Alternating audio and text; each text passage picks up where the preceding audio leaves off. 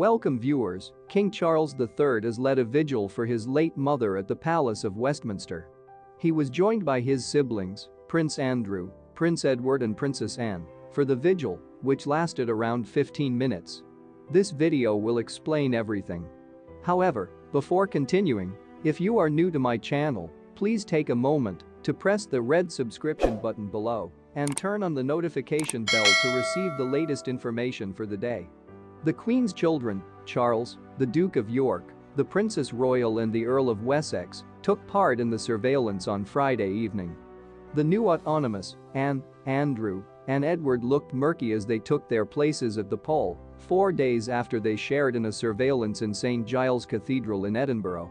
Other members of the royal family, including the Queen Consort, Vice Admiral Sir Tim Lawrence and the Countess of Wessex, along with some of the Queen's grandchildren, looked on.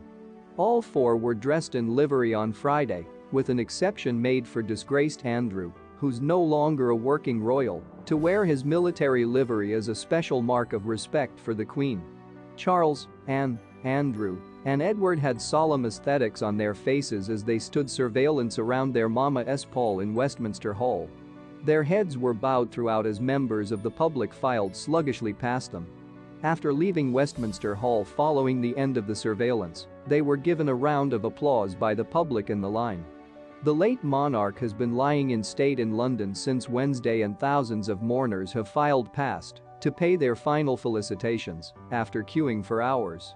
On Saturday, the Queen's grandchildren are going to share in a surveillance at her poll, and the Duke of Sussex will join his family, the Prince of Wales, in wearing livery. Royal sources said the decision to allow Harry to wear his livery during the surveillance was made by his father. Harry, who saw action on the frontal line during 2 tenures of duty in Afghanistan, has been denied the chance to wear his military livery as he intimately mourns because he's no longer a working royal. Despite being a former army officer, he has been in mercenary dress for sanctioned events, including walking behind his grandmother's pall on Wednesday when it was carried to Westminster Hall for lying in state.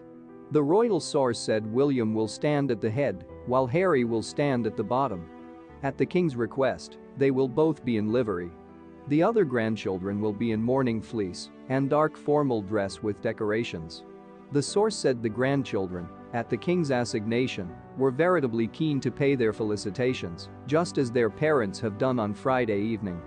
Mourners are still queuing for long hauls to see the Queen lying in state, with the late monarch's pall in Westminster Hall until 6:30 a.m. on 19 September. David Beckham was among the crowds to view the Queen's pall before moment. Numerous have compared the videotaped footage of the public's mourning for King George VI to the mourning for his son 70 times latterly. The line to see Queen Elizabeth II lying in state at Westminster Hall is presently 5 long halls long, with the line of mourners staying as long as 14 hours to pay their felicitations to the late monarch. The entrance to see the Queen's pall was closed compactly on Friday due to capacity enterprises. Still, it was restarted shortly after when an alternate line began to form outside the Domain along Jamaica Road, causing attendants to ultimately renew the gate. Westminster Hall will remain open, so mourners can pay their felicitations to the sovereign until 6:30 a.m. on the day of the Queen's burial, Monday 19 September, at which point the Queen's pall will be taken in a grand military procession from the Palace of Westminster to Westminster Abbey for the burial. Like her father, the Queen's final resting place will be in St. George's Tabernacle at Windsor Castle. However, some media outlets outside the UK point to an event that occurred 2 days before Elizabeth II's death. The monarch is said to have changed her will, leaving out 2 people close to her. Common sense dictates that the will of the late monarch be kept private, just like that of her husband Prince Philip. Despite this, the international press has ventured to put the spotlight, first and foremost, on her jewels. What is your take on this matter? Please inform us in the remarks and be aware to subscribe as well. Thanks for